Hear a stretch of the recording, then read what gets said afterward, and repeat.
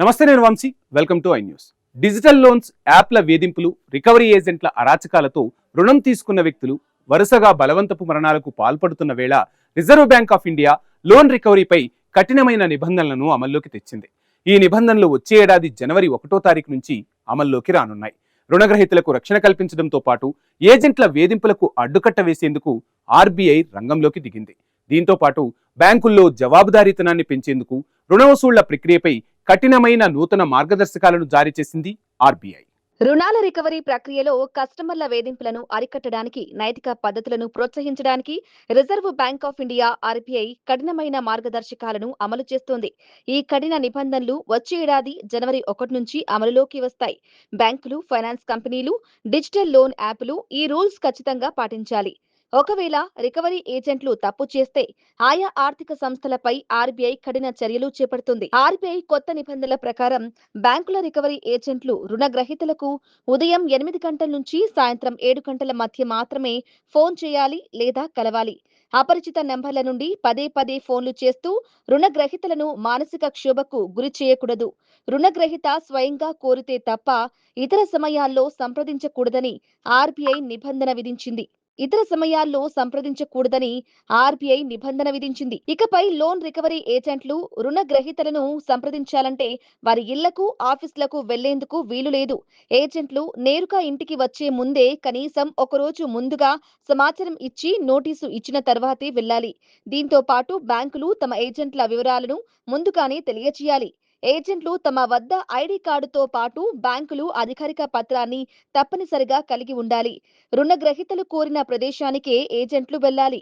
చెప్పిన ప్రదేశాలకి రాకపోతే ఇల్లు, ఆఫీసులను వెళ్లేందుకు అనుమతి ఉంటుంది.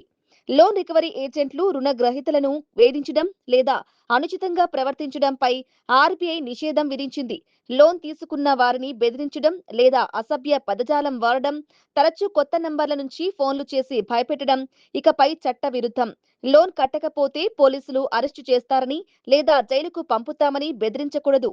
లోన్ డిఫాల్ట్ అనేది కేవలం సివిల్ వివాదం మాత్రమే, క్రిమినల్ నేరం కాదు. అలాగే కుటుంబ సభ్యులను, వారి స్నేహితులను లేదా వారి సహోద్యోగులను సంప్రదించి వేధించకూడదు. దీంతో పాటు మెడికల్ ఎమర్జెన్సీ, కుటుంబంలో మరణాలు, వివాహాలు ఉన్న సమయాల్లో రుణగ్రహీతలను ఇబ్బంది పెట్టకూడదు. రుణగ్రహీతలను ఇబ్బంది పెడుతూ సోషల్ మీడియాలో పోస్టులు పెట్టి వారి పరువుకు భంగం కలిగించడం కూడా పూర్తిగా నిషేధం. ఉదాహరణకు రుణగ్రహీత ఫోటోలు, వీడియోలు, ఆడియో రికార్డింగ్లను సోషల్ మీడియాలో పోస్టు చేయడం లేదా బహిరంగంగా అవమానించడం చేయకూడదు. అలాగే రుణగ్రహీతల వ్యక్తిగత డేటా దుర్వినియోగం కాకుండా చూడాల్సిన పూర్తి బాధ్యత బ్యాంకులదే అని ఆర్బీఐ స్పష్టం చేసింది. ఈఎంఐలో కొనుక్కున్న రుణగ్రహీతల ఫోన్లు, ల్యాప్టాప్లు లాకింగ్ చేయడం కుదరదు.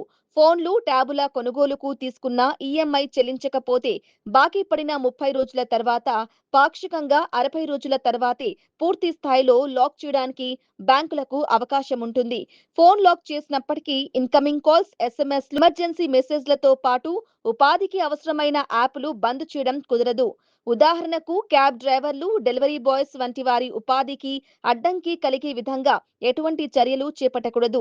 అప్పు చెల్లించిన గంటలోపు ఈ లాక్ తొలగించాలి. ఒకవేళ ఆలస్యమైతే బ్యాంకులే పరిహారం చెల్లించాల్సి ఉంటుంది. రికవరీ ఏజెంట్లు పారదర్శకత, జవాబుదారీతనంతో వ్యవహరించాలని ఆర్బీఐ నిబంధన విధించింది. ఏజెంట్లు మాట్లాడే ప్రతి రికవరీ కాల్ను రికార్డు చేసి ఆ రికార్డులను కనీసం 6 నెలల పాటు భద్రపరచాలి. దీనికోసం రికవరీ ఏజెంట్లకు తప్పనిసరిగా తగిన శిక్షణ ఇచ్చి వారికి బ్యాంకులు సర్టిఫికేషన్ ఇవ్వాలి. థర్డ్ పార్టీ ఏజెంట్లు తప్పుగా ప్రవర్తించినా, నిబంధనలు ఉల్లంఘించినా బ్యాంకులే సంపూర్ణ బాధ్యత వహించాల్సి ఉంటుంది. రికవరీ ఏజెంట్లు నిబంధనలు ఉల్లంఘిస్తే కస్టమర్లు బ్యాంకు లేదా ఎన్ఎఫ్సి గ్రీవెన్స్ సెల్ కు ఫిర్యాదు చేయవచ్చు.